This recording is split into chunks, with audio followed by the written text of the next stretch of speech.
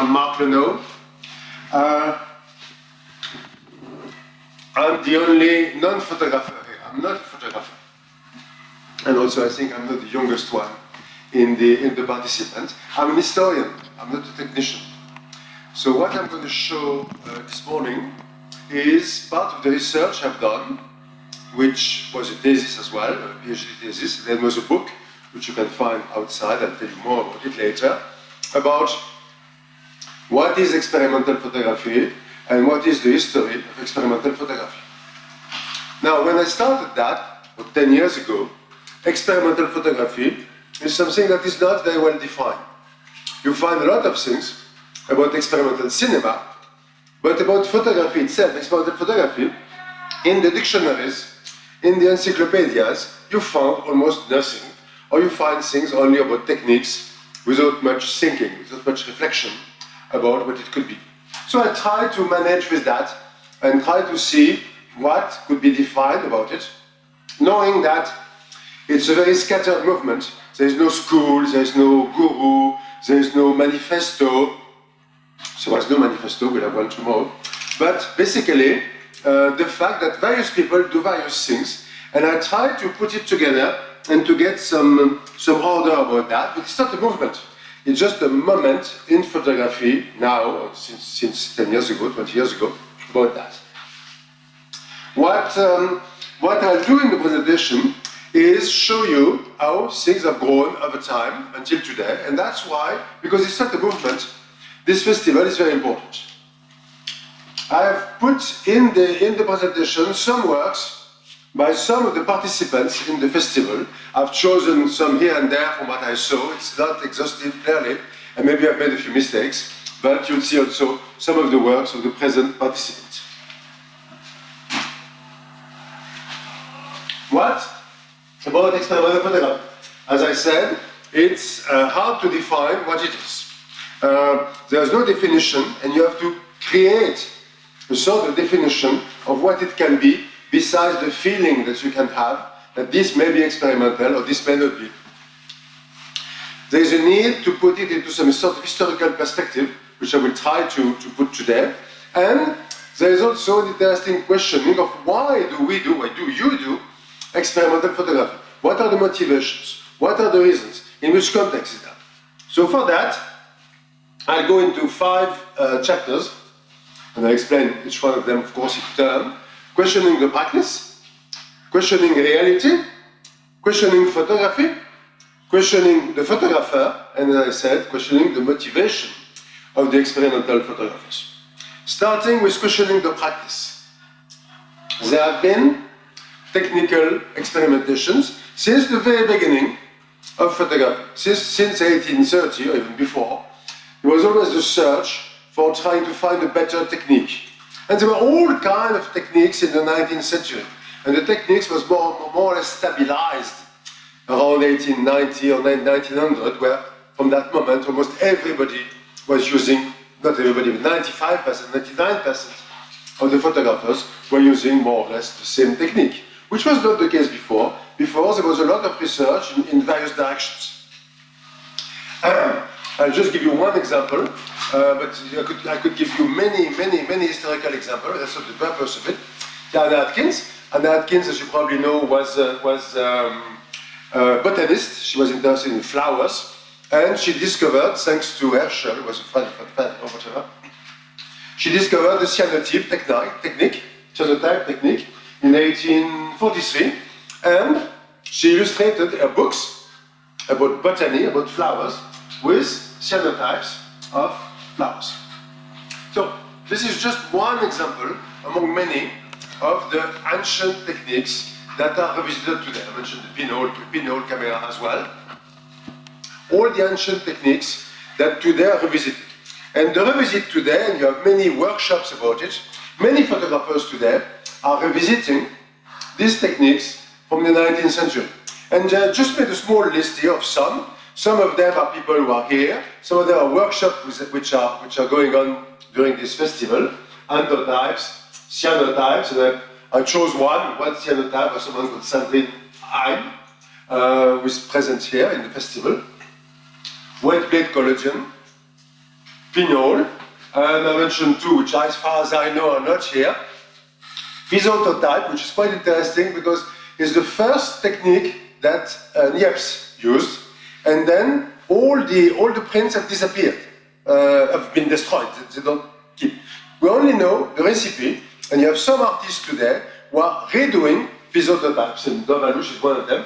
Daguerreotype, of course, which you know, which is very dangerous because of the mercury fumes, but some people, like Adam Fuss, are doing it. So this is just to go briefly about people who do experimental photography, essentially by using techniques from before and applying them and using them today. The second part is questioning reality. Photography is perceived by almost everybody as being a straight representation of reality. You have an object and you show it. Photography is not necessarily representing reality. And what you see is once techniques were stabilized, 1890 with the Kodak Brownie and about that time, then photographers started to work on that and not to worry so much about the technique, but to worry about ways to transform and modify reality, to have photos that are still photos of something, but that modify the perception, the vision that you have of this thing. And, for example, the Victorian photographers, the pictorialists, had various techniques to modify your perception of reality. Of course, all the avant-gardes, the futurists, the dadaists, the surrealists, also had techniques modifying that, we will come to that. So there are different manners not to tell a story, not to show reality as it is, but to transform it. And we'll go through 4 of them: deconstruction of the image, collages, montage, photograms, and multiple exposure. Deconstruction of the image, it's a manner of questioning reality, showing an image that is, let's say, cubist, to simplify, that is modification, a deconstruction of the actual image. And what I show here next to each other is one from 1917 by Langdon Coburn, was what he called himself a vorticist, and that's a portrait of Ezra Pound, the poet, the writer Ezra Pound. And on the other side, a guy who is present in the festival, Raoul Guillaumin, who is doing his auto-portrait in 2016. So a century apart, done in a different manner, of course, but you have two ways of representing a body, a face, with a different viewpoint, a different vision, a different construction or deconstruction of reality.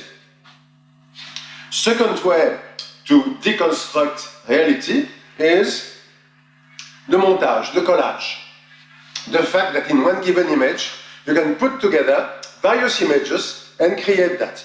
The first one, as far as I know, who used images, and before 1930, started 1920, I think, is Latvian, I think, or Lithuanian, I'm not sure, called Gustav Kruščič, who was part of the propaganda team in the Soviet Union, and who did a lot of images, a lot of the collage images at the time, whether principally in Russia, but also in Germany, and Italy a little bit, were used to put a message, to give some propaganda, some political propaganda of something. So this is called Let's Fulfill the Plan, and it's 1930, and you can see the montage, the collage of all the art. And on the other side, I show someone who is present in the festival, with Portuguese woman, I think, Mariana Mizzarella, and what she does today, 2012, is also, using newspaper as well, is also a montage of various images to create an image that is not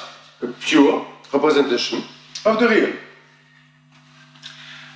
Third way to question the reality of the image is the photogram. Instead of using a camera, you have objects that you put directly, objects or people, that you put directly on a piece of photographic paper, and you create an image that way. Very well known. You probably have all done it in your dark room. And here again, I present two images This one by Christian Schad, who is supposed to have invented that before Man Ray, before Molinage, 1918. And an image, I don't have the date, but in the 80s, I think, of Floris Neusus, who is a German, who was, at the end of the 20th century, the person who was professor at Kassel, I think, professor who really put photograms again in the front place for people to see it, and he had various students and various people done it on the basis of photograms. So again, this is a way to show something, to show the real world, but in a different manner than the usual photography. Multiple exposure, of course. Here I've put two which are historical ones. Arthur Bragaglia, who with his brothers were part of the futurist movement in Italy before the war, before the First World War. It's the portrait of Boccioni, who was another futurist artist, and it's a portrait with 3 or 4 different images on the other. And Arthur Arfo, who is a surrealist, 1927, and again, doing a double exposure to show himself in 2 different postures. So this is something that was initiated at the beginning of the century by the futurists, by the surrealists, by the Dadaists as well. And what you have today, and you have our 2 friends here, Laura and Paolo, who did that as part of their project of Film Swap. Film Swap is multiple exposure.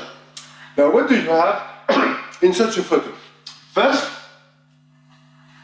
you don't have a single author. You have several authors of the photograph. As a result, this is not one photographic event, it's 2 or more photographed events.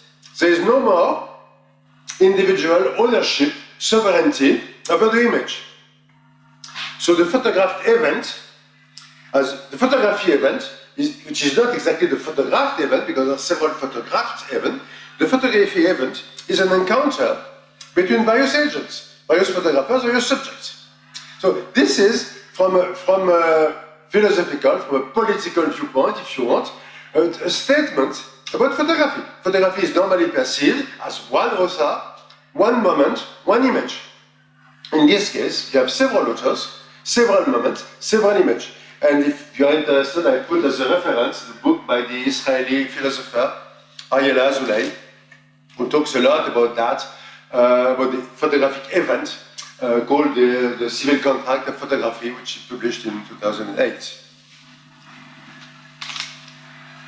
So we have seen questioning the practice, techniques, questioning reality, not showing exactly what is there, questioning photography, not only not showing reality, but transforming reality, but getting away from reality.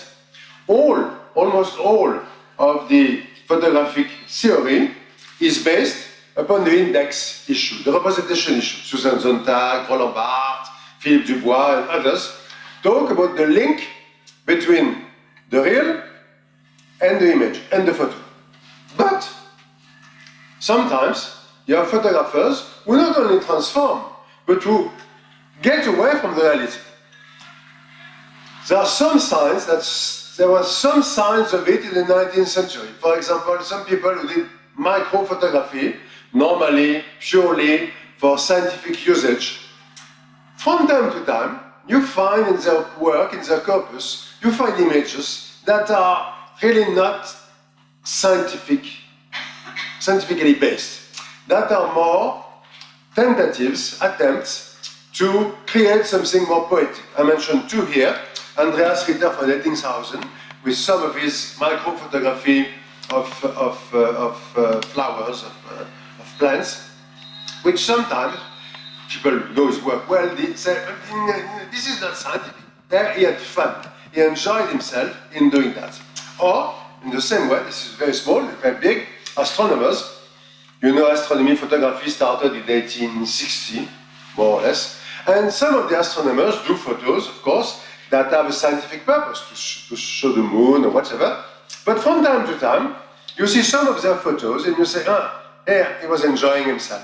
He was trying to create a photo that clearly was made from the sky, but doesn't represent anything. It was just a poetic element. And here I mentioned the Henry brothers, but there are many more. Now this is past history. What happened in this field, which is very interesting, is that around 1970, almost by chance, because they didn't know each other, some conceptual artists were starting to create photographic image with a clear intent not to represent the world outside, but in order to question what is the photographic process. Most conceptual artists use photography only as a documentation of their work. And for them, it's just a tool and not an art form. But some of them, and those six ones, almost at the same time, and what is very interesting, I spoke to those who are alive, one of them is dead, I spoke to those who are alive, and they didn't know each other. They didn't know someone else was doing it.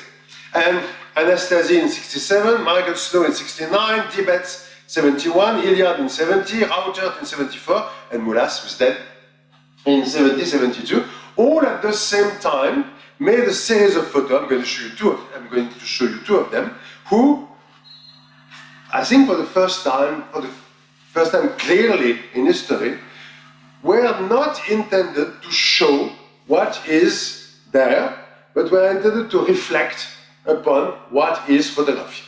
I'll show you two of them. William Anastasie, who is the first one, in 1967, with a Polaroid. So what he does is very simple. He's in front of a mirror, he takes a photo of himself, he puts the photo on the mirror, and does it again, and again, and again, and again. Now, Michael Snow did more or less the same thing 2 years later. But what is interesting, Michael Snow is very well known for that, Anastasie is not, and he did that 2 years before. So, what is the purpose of this photography? It's not to show, it's not a self-portrait. It's a questioning, it's an interrogation about what am I doing with photography with Polaroids. On the other hand, John Hilliard in 1971 did this image, camera recording its own condition, 7 apertures, 10 speeds and 2 mirrors. 2 mirrors because there is one in front and there is a very small one which you don't see well here on top of the camera, which reflects the buttons, the aperture and the speed. So basically, this could be an image that you could find in a technical photography manual, clearly showing what you do with that. But Hilliard did that, and it's a huge thing. It's quite big. It's at the Tate Modern. I saw it, and did that again to question what is photography. What are we doing with this tool? It doesn't represent anything. He's thinking about his own process, and they're the first one thinking about their own process. And that led to some sort of thinking a little different from what you had before. Before you had, and at the same time, you had Barthes and Sontag questioning the image and the relationship between the image and the real. At that time, a few people started to question that. One of them is the American writer Eddie Coleman. And Eddie Coleman in 2010, in a collective book called The Weight of Photography, said, talking to historians and philosophers and critics of photography, said, you are not so naive as to assume that there is only one kind of photographic object, one form of photography, and one way of photography, which is only lens-derived imagery of recognizable objects as represented in negatives, still in the analogic stage, encoding only a single shot exposure and subsequently rendered uninterpretatively in a print embodying only that lone exposure. He said that's the way 99% of the people define photography, but it's not only that. Why is it not only that? Someone who I used a lot in my research is the philosopher Wilhelm Flusser, who wrote a book called Towards the Philosophy of Photography. I put 3 dates because in 83 he wrote it in German, in 84 he rewrote it in English, and in 85 he rewrote it in Portuguese. He was multilingual, he was Czech. And And the book is for sale here because I asked Pablo to get a few copies. It's for sale in English and in Spanish at the stand there. But I think it's a very interesting, very important book, and I'll give you a few quotes on that. What Flusser says at the time is photography is an apparatus. Photography is a set of programs who produce technical image. Photographers are functionaries of the apparatus. That is, they obey the programs of the apparatus and they do the photos that are pre-programmed within the apparatus. And this is a quote by Flusser in this book. The gesture of the photographers are programmed by the camera functions. They play with symbols. They produce objects devoid of inherent value.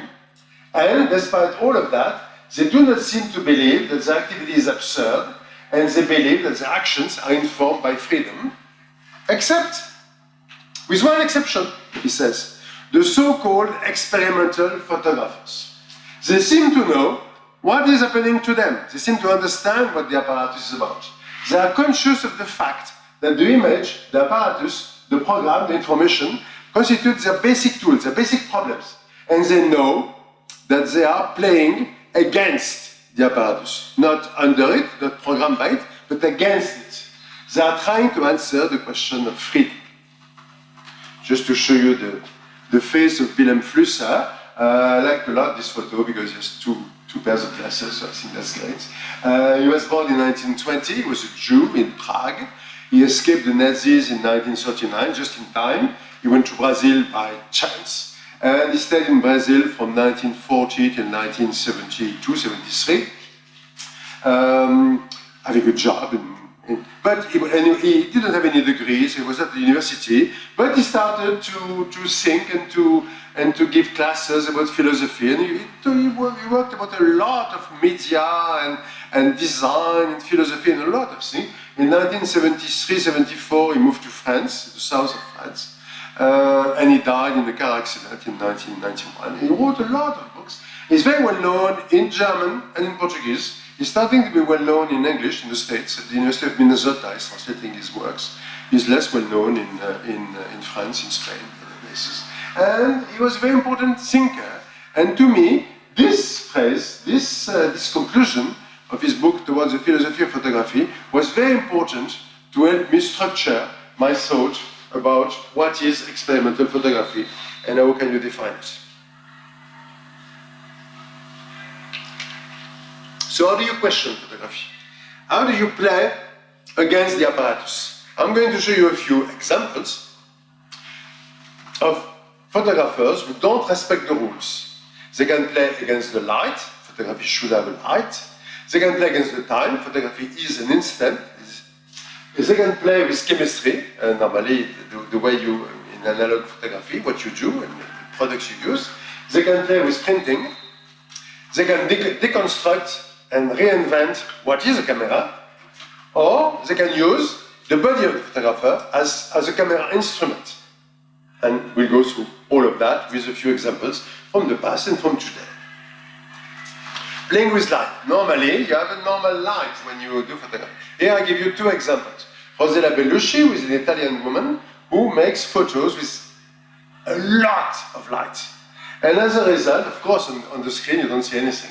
When you're in front of the photo, you need to stay 30 seconds, 1 minute, before you see the image surging from the photo, because there is too much light. On the other hand, suppose you don't see anything here, or you vaguely see a face. Adam Fuss, with Brit living in the States, who is a great experimenter, and this is a black portrait, and it's again extremely black. They were shown, the first I saw were here, were in Madrid, at the MAP Fair 10 years ago. And again, you have to stay 1 minute or more in front of the image to see the face. It's the face, you have a face here, you have a body of a young boy emerging. So again, this is not respecting the rules of light in photography. And I go quickly because there are many, many examples. Not respecting the rules of time. Since the beginning of photography, all the techniques have tried to reduce the time of exposure, to have the shortest time possible. I think the shortest is Harold Edgerton at MIT, who did 1 millionth of a second, something of that sort. So to have a photo done in very, very little time. What is interesting with those two guys, and I'll show you some more later, is that they do the contrary. With two different techniques, they try to have a photo that lasts some time. Martin van Volsen is a Belgian, and he works with a technique called photo finish. Photo finish is a technique that was used in the beginning of the 20th century in the horse race to define which is the horse who won the race. There was a photo camera, there was a slit, and within the slit in front of the arrival of the race, and inside the photo camera, the film was moving. So you could see which is the horse, which one. He does the same thing. He puts in his camera, a small engine, a small motor, and the film is moving relatively slowly. So basically, this is one photo. Here is walking within a concert hall in Bruges. This is one photo where the photographer is moving with his photo camera. The film is moving inside the photo camera, and as a result, between here and here, you have a difference of time, 20 seconds, 30 seconds, whatever it is, when it's moving there. So again, this is an image that has no time, no proper time. It's not an instant image. It's not cinema, because it's a single image. It's not 24 images per second. It's a single image, so it's different technically and ontologically from cinema. But it's an image where the photographer is playing with time. I'll give you two examples of Michael Vesely. Michael Vesely is a German living in Berlin, and almost all his work is photos that last a long time. This one lasted 1 year. He put a camera in the office of Dr. Friedel, who was the director of the Lembachhaus Museum in Munich. And the camera stayed there for 1 year. Open, of course, with a special lens, of course, with a special film. And this is a recording of everything that happened in the office during 1 year. So this is an image that lasts 1 year. You can see a few things. At one moment during that year, Dr. Friedel was interviewed by a television. So the television crew came and put some projectors. So you see the projectors here. You don't see much of it, but during that time, the face of Dr. Friedel was reflected on a pane, on a panel, and whatever. So you see a little bit his face, because during that time there was a lot of light. So it's not uniform. You have peaks ups and downs during that image, but that image lasts 1 year. From the same Michael Vesely, here you have an image of Potsdamer Platz. Potsdamer Platz in Berlin is the place between Berlin Est and Berlin West, which was empty and which was reconstructed.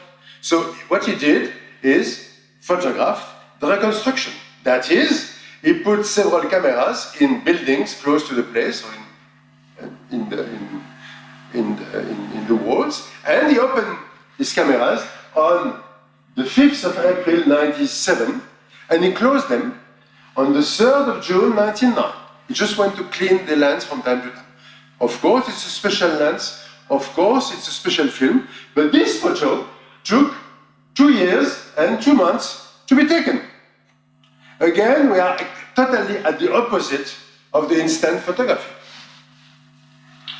And you see what the sky looks like with the sun going up. What is very interesting in this photo is that the building seems almost transparent, seems very light and almost transparent, and the sky seems heavy, seems like a field.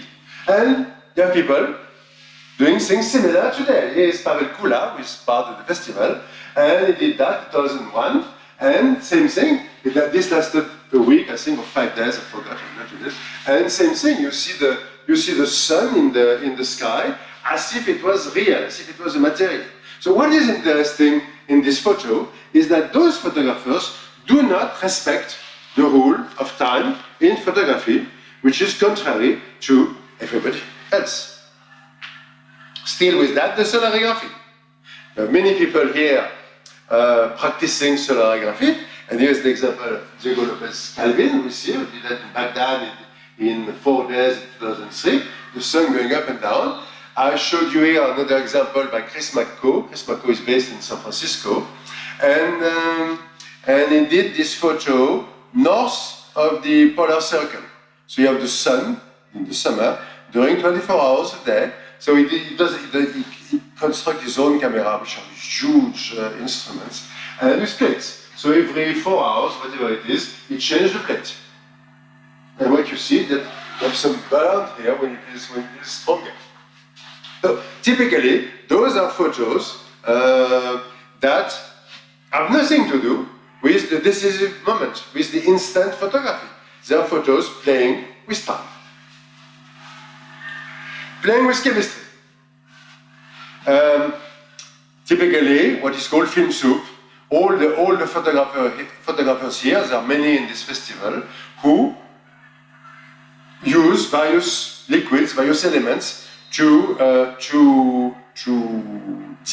modify their photos. So I show you two examples here, but one by someone who is in the festival, Julia Perminova, and this is film soup, and this one by Matthew Brandt. The work by Matthew Brandt is a bit political in the sense he makes photos of the lakes in the mountains above Los Angeles. And you don't know it. There are various water problems in Southern California, problems of availability of water, quality of water. So what he does is he makes a photo of the lake and he develops it with the water from the lake, and then he lets the print soak in the lake water. So it's also for him sort of political statement about the environment. Two more examples of film soup, those on with body fluids, let's say. The same Matthew Brandt did various photos where he uses the liquid linked to the subject for that. For example, he photographed with his son, whatever, a baby, and he used the milk from the mother, from the breast of the mother, to use in the chemical process. He did the same thing with blood, with sperm, with urine, with everything. And here, again, someone who is in the festival, Carlos Baselga, who does the same thing with his own pee, letting the photo, film soup, soak in it for 24 hours. So all of this, again, is not respecting the rules of how do you develop a photo. Printing. Normally, a photo should last forever.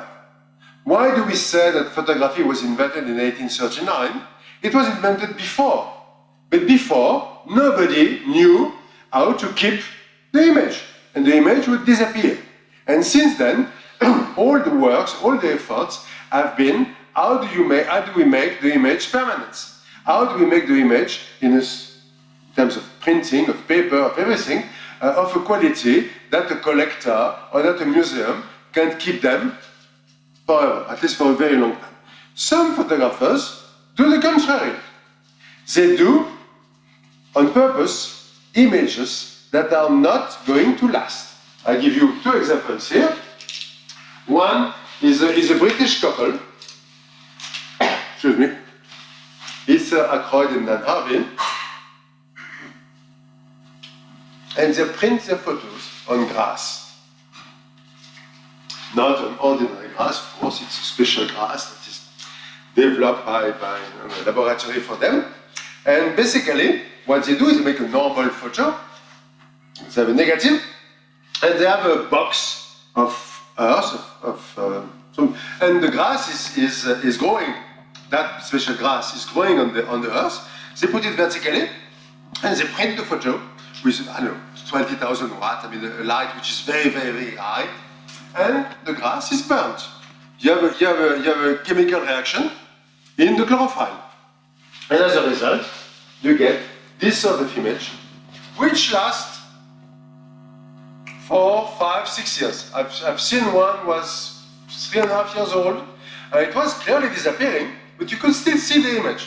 So this is typically a statement saying, we are not doing photos for eternity. We're doing photos for the enjoyment now of that, like a good meal or whatever. It's just today. And in this festival, you have someone called Giulio Blones, who does photos. I chose it, also a mother and a child, who does photos on leaves. He prints his photos. It's called phytotypia. he prints his photos on leaves, and in the same way, those photos are not going to last forever. So we saw playing with light, playing with time, playing with development, with chemistry, playing with printing. Now, some photographers are also questioning the camera itself, deconstructing the camera. I'll give you two examples here. Mr. Pippin, Stephen Pippin, who is a crazy guy, who is British, who's quite amazing, and does a lot of experiments. Here, created a masturbatory camera. The camera, so you have mirrors here. So the camera is making a photo of itself. It's not making a photo of nothing. It's just functioning in a closed circuit. It's a totally useless camera. We can't do anything, but that is a deconstruction of what the camera is. Deconstructing it or reinventing it. Miroslav Tichy was a Czech who was a painter initially, and in the late 60s couldn't paint anymore because he had a problem with the communist regime, whatever. So he started making photos. And quickly, he decided to build his own cameras. So this is made with all kinds of things: wood, tar, a tube, a rubber band, something from a weaving machine. The lens in general are either glasses or kids' toys like, what do you call that? Longue vue. Telescope. Telescope? Yeah, that sort of thing. And so he created his own cameras, and they work. I used one of them, and they work.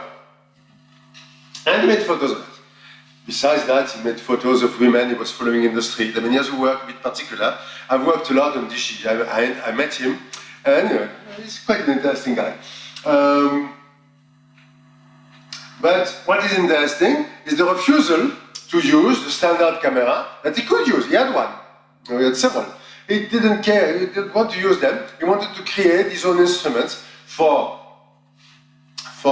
taking photos, but also for printing. He had his own machinery that he created himself.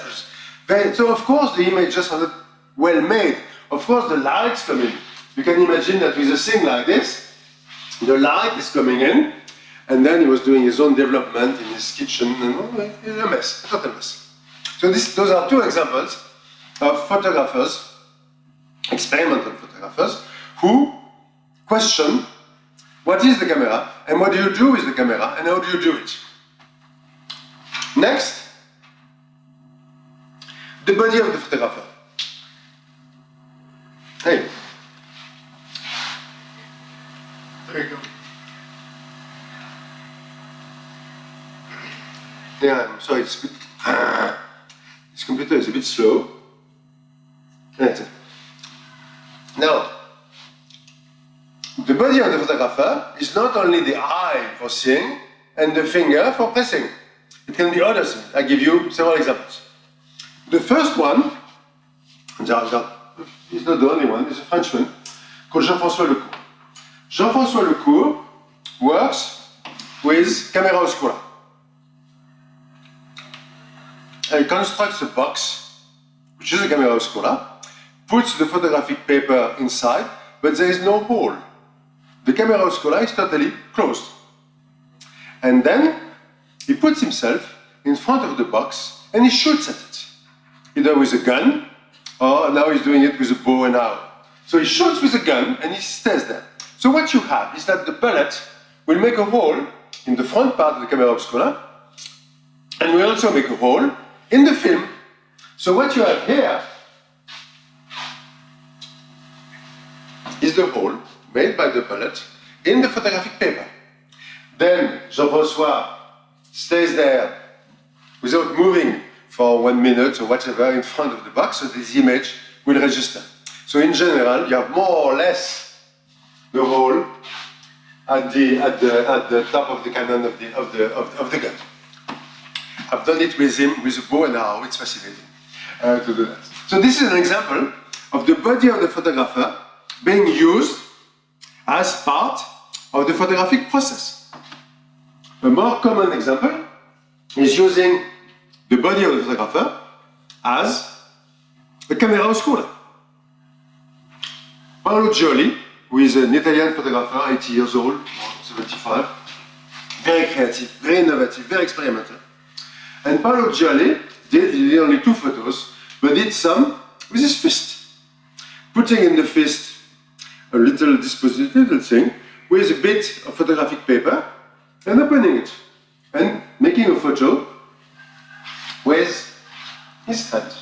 And the photos that you see here, which is quite interesting, is his own portrait.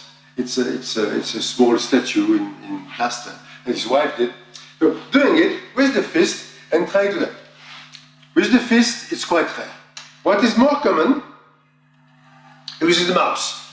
You have quite a few photographers who did it with the mouse, and Justin Kinnell, who is here, has done a lot of it, either with a camera or as a stand-up, making photos from his mouse outside, and there are quite a few others who have done it from the mouse, putting something here and taking a photo of someone like this. So, using the mouse as a camera oscura. Maybe the baby should come out because this is not for minors, but the one on the right is with a vagina. Danny Lesnow is a New York photographer, makes photos of her lovers. And the photos she makes of her lovers are by inserting in her vagina a camera oscura and making the photo of the impatient man who is here and who is waiting. So, this is a form of relationship between her and the subject. This is a form of emotion, she call it extimité, which is a mix of intimité and external, of the subject, which is again something unique, something, how do you use your body and what you do with your body as part of the photographic process? How do you include that in that without a camera? So this is, all of that was, we are still making photographies, but we are making them against the rules of normal photography. Next chapter is questioning the photographer himself. What is the use of the photographer? What does the photographer do? And I'll show you 3 of them and then the conclusion. Photographers were not aiming, photographers were not photographing anything, photographers were not making photos themselves, and then let's go about the death of photography. Photographers were not aiming. I'll give you 2 examples. One is a German called Andreas Müller-Pohle, who, if you know that review, that magazine, is the editor of European Photography. He's also a photographer in his own right. And in the 80s, Andreas went on a crazy walk, making photos of everything. Not aiming, just having his camera and then making photos. In the street, everywhere, just like that. Not choosing anything, not selecting, not aiming, not knowing what he was photographing.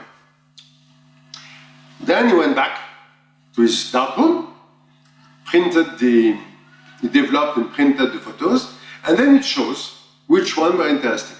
So instead of the normal act of the photographer deciding what to photograph and preparing himself, preparing himself to make a photo, in this case, it works the other way around. The photos are made at random, by chance, and it's only afterwards that the choice of the photographer is made. That the human intervention, if you want, takes place only afterwards. Another example is Chaim Luski, who is an Israeli guy. He had an exhibition here at Viraina in 2010, I think. And Luski constructs his own camera oscura, very well made, and makes them construct by a ebonist, by someone. So very well made, very beautiful, beautiful wood. But they have 2 strange things. The first one, they have several holes 2, 3, 4, 6. So you don't have only one hole. The second thing, one basic rule of photography is that the film, the paper, or the capture in the digital photo is perpendicular to light, always. In this case, it's horizontal.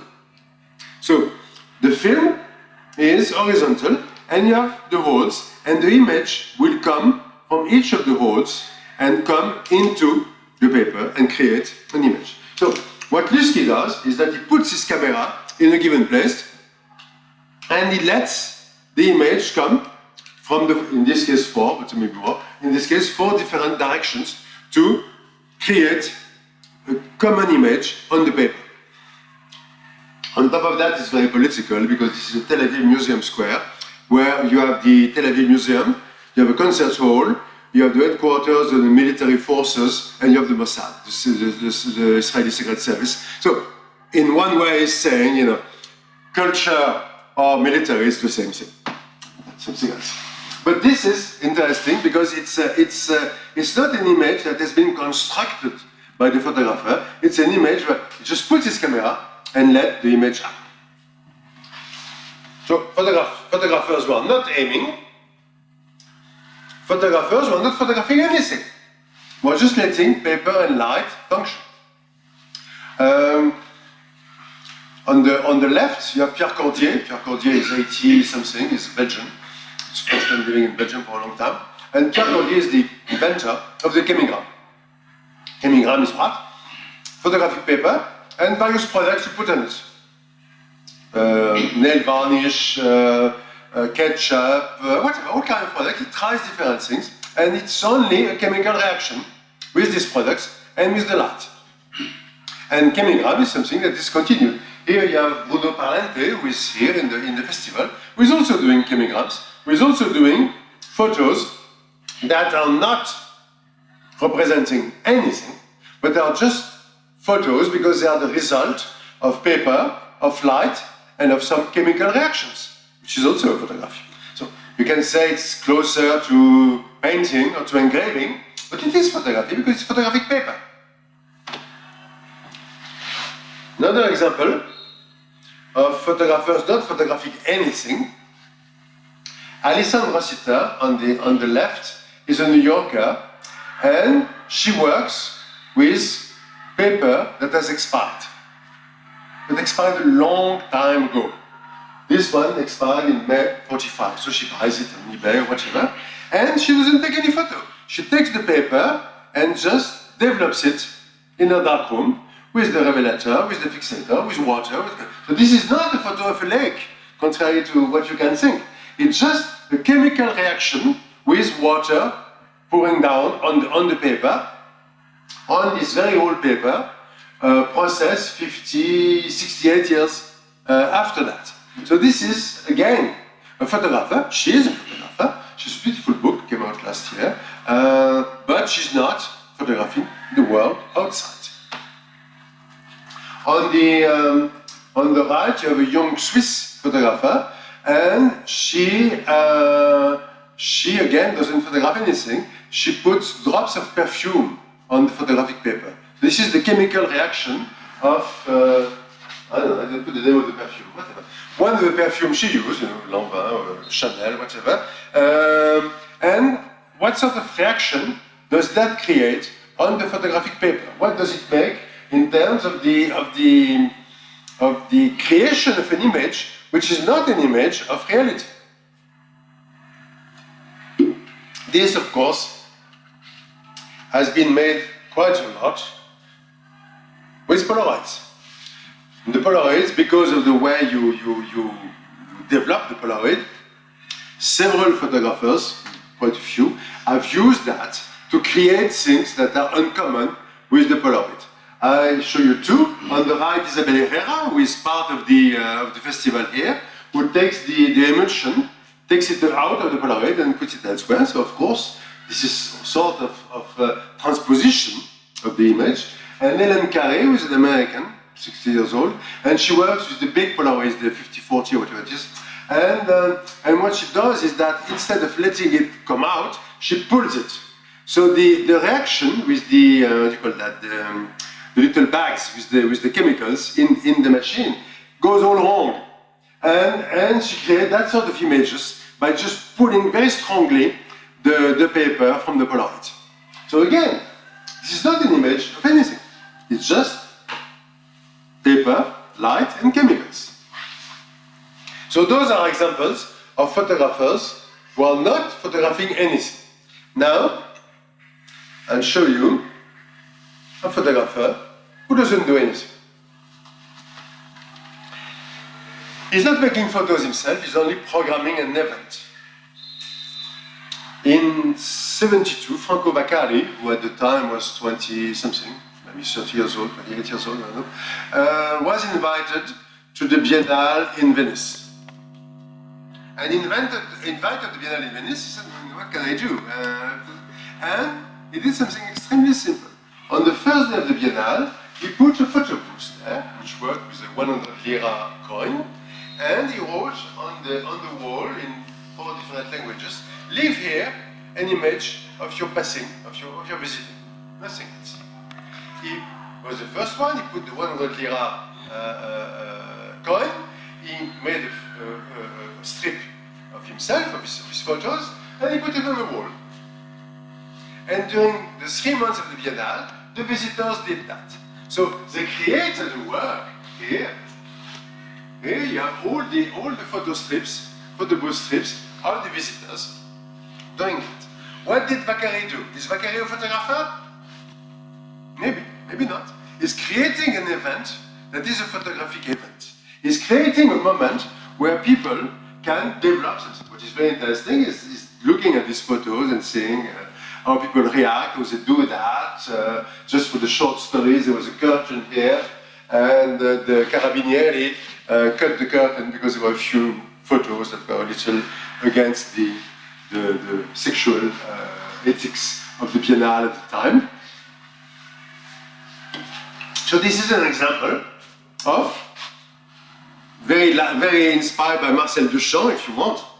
It's an example of a photographer who doesn't do a work of art. He just helps a work of art being created. And finally, I wanted to show you a piece called The Death of Photography. I showed you Mr. Pipin before, who did the masturbatory camera, and here he did a setup where you have a gun. Of course, it's in the dark. You have a gun, the gun shoots, at the time the gun shoots, the bullet will destroy the camera, and at that time there is a flash, and there is a photo being taken. So this is the dispositive itself, and this is the death of photography. This is a camera taking a photo of its own death.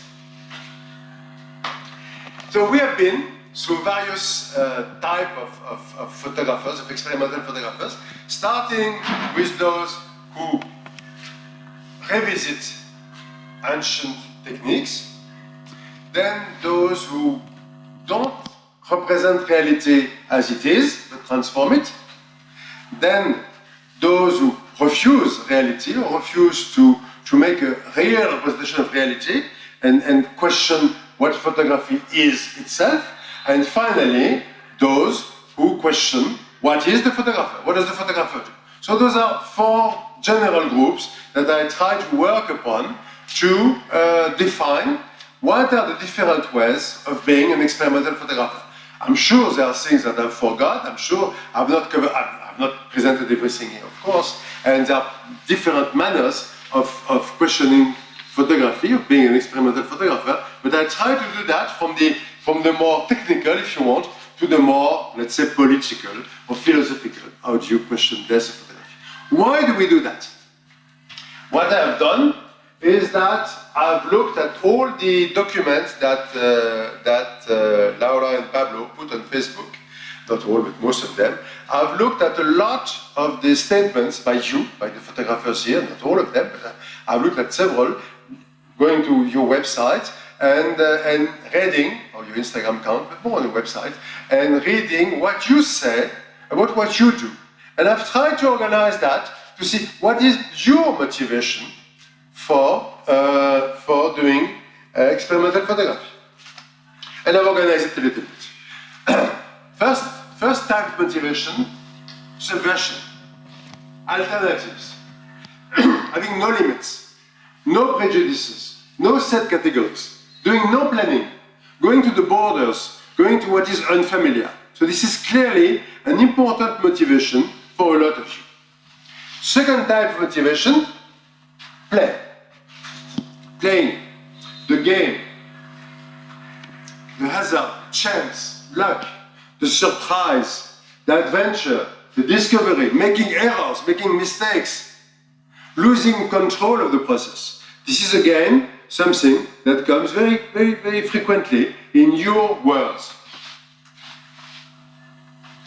Other things that come out in your speech, perturbing reality, not accepting reality as it is, but perturbing it.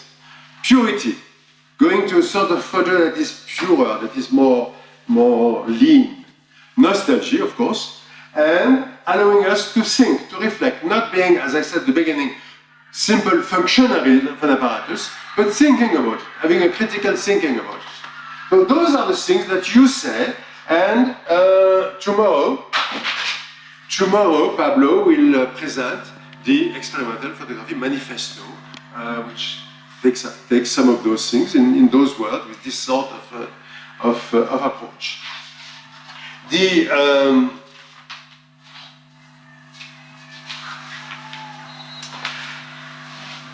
possible definition of experimental photography. This is in a dictionary, I wrote it, but this is in a dictionary by Natalie Hirscher, was the editor, the Thames and Knudsen Directory of Dictionary of Photography in 2015, and she asked me to write the experimental photography item in the dictionary, and I wrote a few things, and I said, by pushing the limits of the apparatus and the materials they use, these photographers, the experimental photographers, deconstruct the process of photography in order to reveal and to express the true essence of the medium.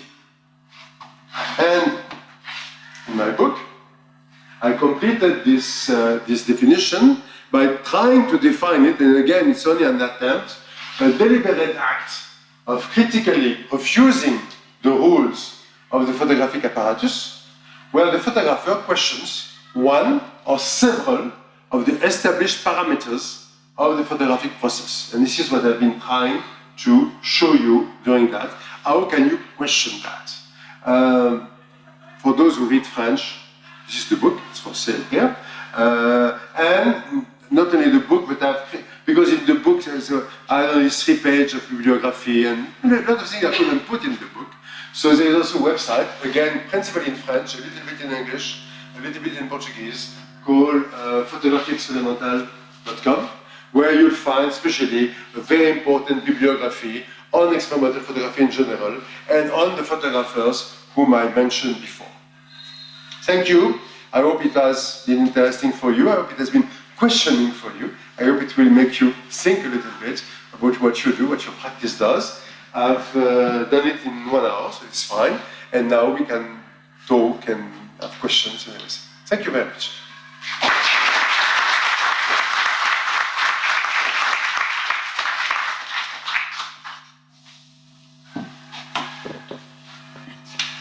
When did you become interested in photography from a historical perspective?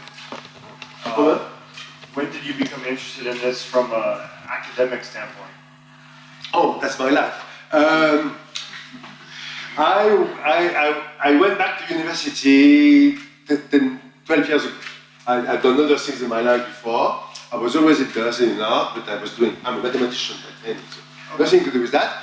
I worked as an economist and various things, but I was always interested in art. And 15 years ago, I stopped working, more or less. And I started to do things on art. I wrote a blog, and I'm a critic of expositions and books and whatever. And I went back to school.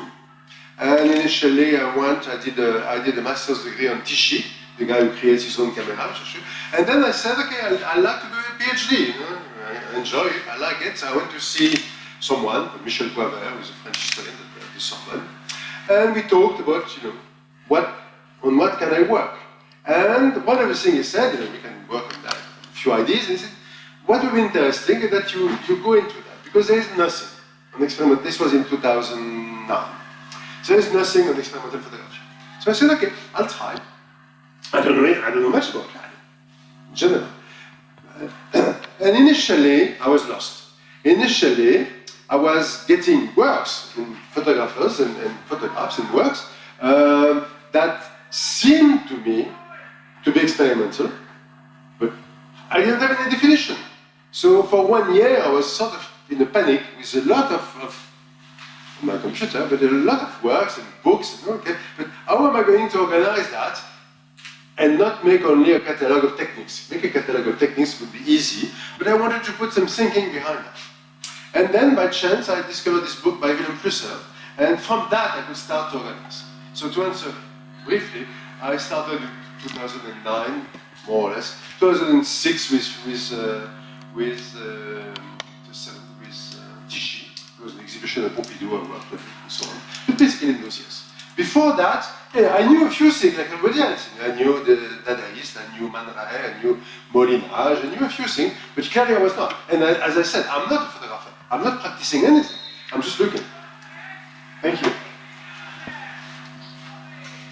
Back in Brazil when I was in university, I had a teacher who said that if you wanted to offend a photographer, you should call him a Functionary? Yeah. Well, It is an offense. oh. Functionary, at least in the Flusser's vocabulary, functionary means you obey the rules. And the way it defines the rules, initially we all think we are free. And when we think, well, whatever, social life, whatever, we obey rules. We live within a program, we live within a set of rules. And you know, Flusser says that about photography, but I mean, read Michel Foucault if you want. And we are all living within rules. And what we do is doing things, respecting these rules, and not being totally conscious of those rules. So this is what a functionary is. It's someone who doesn't question. It's someone who accepts the rules. It's not an insult, because I'm a functionary. There are things I accept, and like being dressed with a shirt, or whatever. There are things I accept because there are social rules, and I accept that. The important is to realize that you live within those rules, and that which one are you going to question, which one are you not going to question. And that's, to me, for Flusser, the difference between the photographer as a functionary and the experimental photographer. What he says, the experimental photographer does not accept the rules. He realizes their rules and does not accept them. But no, it's not an insult, because we all are. We all live in a set of regulations. And from time to time, we realize that, why do I do that? I mean, what is the rule that I follow in doing that? But you can do that in everything. Politics, feminism, everything. It's not an insult, no. Any specific Punir, in English, I don't know the titles. The one on punir, on jail and hospital. I give you the title. On the jails and the hospitals. On the way jails and hospitals are ways of structuring society, of preserving the interest of those who are not there. This is a typical example. I'll give you the exact title.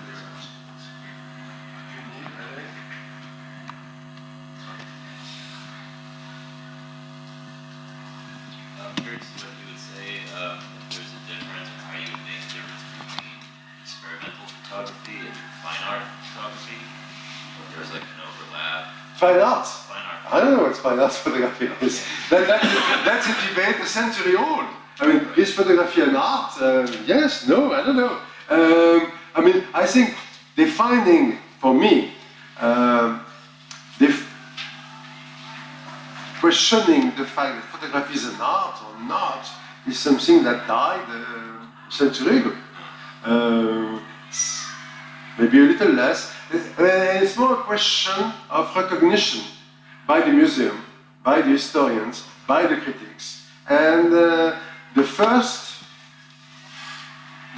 museum exhibition of photography was in 1935 at the MoMA, I think. I'm not sure, but I think that was the first one in a big museum. No, not a century, but almost. And now, if by fine art, depending what you mean by fine art It's still photography. up for debate, Huh? kind of. It's still, it's not being debated, or it's up for debate. What is fine art photography? Yeah. So, Now, it depends. One thing that you can look at, which also dead for a long time, is pictorialism. Pictorialism was a way of making photos, but having photos who are not quote unquote realistic, but who are somewhat modified to give them the feeling that they can make you react and think as if you were in front of the painting. So this was typically, in the 1890s more or less, this was typically a moment when there was a sort of inferiority complex by the photographers, and by those photographers, and they were trying to make photos that would be perceived as being creative and as being as good as paintings. I mean, to me, this is a dead debate, I think. I wonder where we draw the line to consider something as experimental, because the examples you showed us, I see that people repeat themselves over time. So when we decide whether something is experimental or not.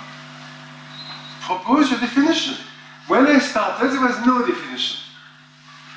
When I started my work 10 years ago, you couldn't find anywhere a definition of experimental photography. You could find a lot about experimental cinema, experimental poetry, experimental, but on photography you could find nothing. So what I did is propose one definition. It's one definition. I totally accept that other people will do different research and will propose different definitions. I'm not saying, I'm not writing the Bible, I'm not saying I'm right, everybody is wrong. I just said that in a field where there was nothing from a philosophical, ontological, historical perspective on what it is, I propose one definition, which is going against the rules of the apparatus. But I totally accept other definitions. For example, in all that I presented here, there is almost nothing about digital photography. Now, there is also experimental digital photography. I didn't put it in my thesis, but I've been working on it since. And it may modify a little bit the definition. Because if you look at digital photography, within the apparatus, you have to include Photoshop. Photoshop is part of the apparatus. Photoshop, like the camera, is something that is defined with programs, and a lot of the things that the analog photographers were doing experimentally can now be done by digital photographers within Photoshop. So it is not the image you see, it's the process you get to. So what I'm interested, but I'm just starting working on that, I'm not an expert yet on digital photography. What I'm interested in digital photography are, for example, the people who destroy their camera by sending a high voltage current in the camera. And that destroys the camera. And as a result, what do you call that, the captor? The sensor is destroyed. So it makes images that are totally different, that have nothing to do with what is in front. This, to me, this is interesting, and it will modify a little bit this definition. But I'm all open to people doing some research and providing different definitions. I just propose one. I'm not saying, I'm not a border guard saying this is good, this is bad, this is experimental, this is not. I'm just giving you one vision of what it can be, which is mine, which is different ways of not respecting the rules, of playing is very important, playing against the rules of the apparatus.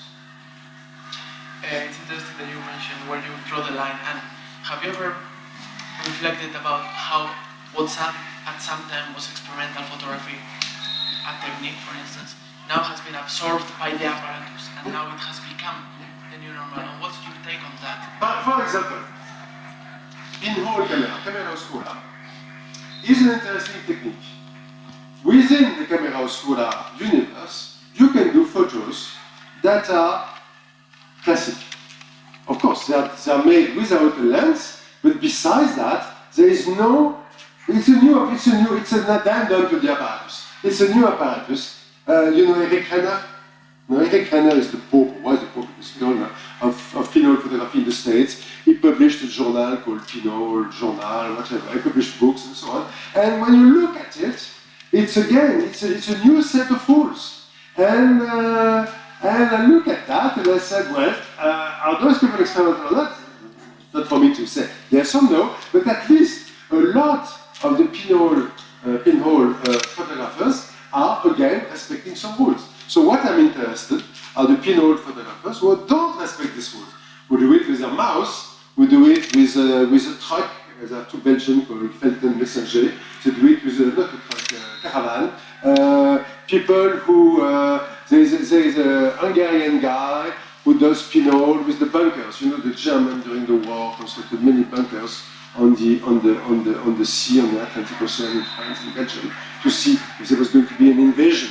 And the bunkers today are there, but they don't exist anymore. And they exist, but that means they are useless. And this guy, Gabor Oesch, transforms these bunkers into camera oscura. So these bunkers have, again, a role in observing what is in front of them. To me, this is interesting. But the guys who use a serial box and does a pinhole or whatever, again, this is a new apparatus within that. So rules are human tendencies to create rules, to create apparatus. So maybe before it was not, and today this part of the apparatus again. So yes, I agree with you. I have one. I'm sorry if you mentioned this before because I arrived at the middle of the talk, but we seem to be talking about photographers who weren't doing their own photographs. There's one interesting example of Nairo Moriyama. He did a book, Goodbye Photography, in which he included photographs that he found in the wastebasket of the lab. So he just picked up something that looks like nothing, somewhere, threw away, and put it in the book. Now, in terms of the definition, it would be experimental photography, but maybe not, because... I think so, because to me, this is the last chapter I put, which is the death of the photographer. The fact that the photographer, and you know, it's nothing new, Marcel Duchamp invented that a century ago, that the artist is not, this is a discussion with someone, it's not the artist is not necessarily the guy who does the thing. He can be the one who organizes it, constructs it, programs it in a way. That's what all the found footage in cinema is that. I'm not necessarily the producer of the image, but I'm the organizer and the show and the person who shows the image. This is typically, to me, this is very much linked to what I showed at the end of people who are not making the image, but are appropriating the image. But what I think is interesting in this case, but in this particular case, is that while all the other examples, the photographer or artist is saying, this is my work, this is art. Moriyama, I think, is saying this is not art. So he is not proposing that this. What I'm trying to say is that it's not only what you do, but why you do it. Now the discussion, what is art, what is not art, I think is a lame discussion. But what Vaccaré did in '72 is exactly that. Vaccaré putting the photo booth at the Biennale and disappearing for 3 months. After that, he creates an event around that. It's a book, an event, but the production of the photos is not his.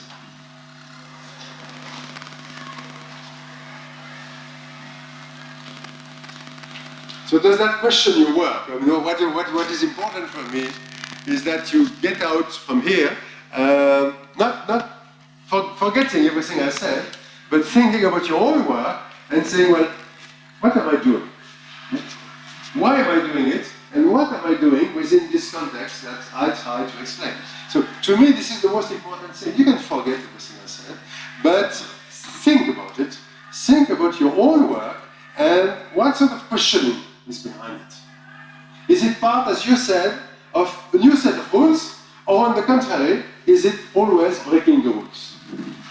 Flusser ends his book saying this is the only freedom we have. We live in a world that is totally programmed, and our only freedom is to try to break the rules of the program. Exert your own freedom.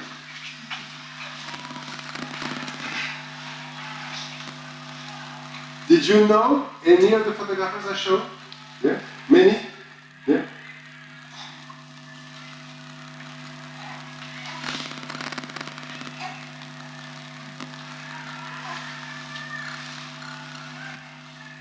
Okay, well, thank you very much.